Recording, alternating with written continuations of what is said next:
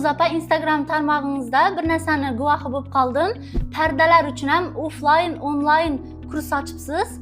Musofirlar uchun ham bu kursimiz qanday sharoitlari bor, shular haqida ozgina ma'lumot berib o'tsangiz. Muxlisa, mening aynan parda kursim masofaviy onlayn ilm olish afzalliklarini aytib o'tishsam, qarang, shu paytgacha bizlar pardaning ichiga kirib kelgancha fasollar o'rgatildi.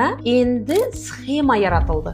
Ya'ni jadval asosida darslik tashlab berilsa, u 100% o'xshaydi. Buni ma'lumot sifatida ko'rsatib o'taman. Musofirdagilar, siz hozir arzimagan $100 kartaga tashlab turib, o'zingizga bir umrlik hunar egallasangiz, ayni muddao. Chunki hozir chet elda yurish qiyin bir nimaga kirgan payti, ertaga misol uchun qandaydir bir vaziyat bo'lib, yurtingizga qaytganda tayyor biznes bo'lib turadi sizga. Va endi pardaga kelsak, qizlar qarang, bu jadval asosida eng so'nggi urfdagi fasollar. Bunda siz buni formulasini chizasiz va shu formula asosida yangi fason yaratiladi. Bunga mana kamerani yoqroq olib kelsangiz ko'rsataman. Qarang, jadval yaqqol ko'ringan. Oldin jadval asosida va o'sha formula o'z o'rniga qo'yganda yangi fason yaratiladi.